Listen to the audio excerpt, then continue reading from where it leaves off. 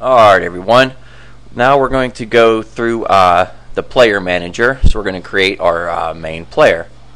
So we'll click on that.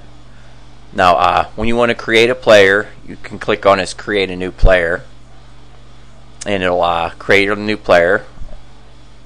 I'll show you real quick. It creates a new player, but we'll delete that because we don't need that. Yes, I do. So I'm going to highlight this guy here because that's the player I've set up. Alright, now there's a whole bunch to go through here.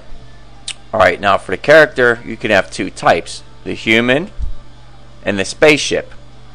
Now the difference between the two of those really is that with the spaceship, when you make the player a spaceship, the background, the whole world automatically scrolls. Whether you do a vertical, horizontal, or a both, the background automatically scrolls.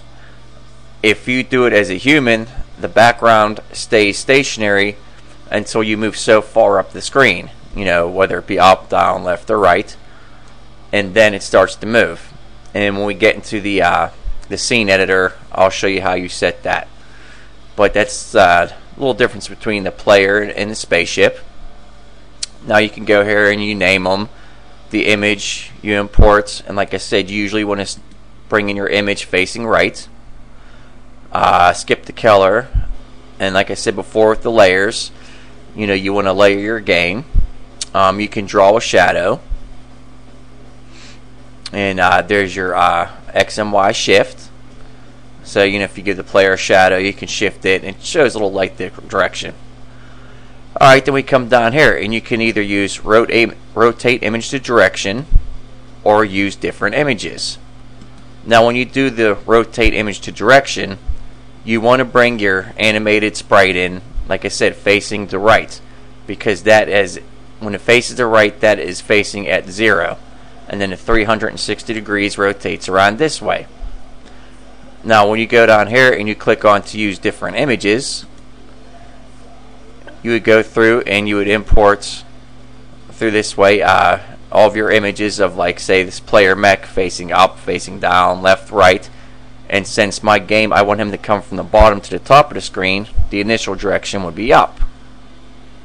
I'm going to turn this back to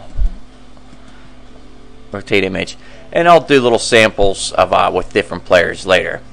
Now you can come over to here for controls, and these are the default controls using the cursors, or you could click on here and select, like, say, if you want to do your WASD movements, you can switch all of those.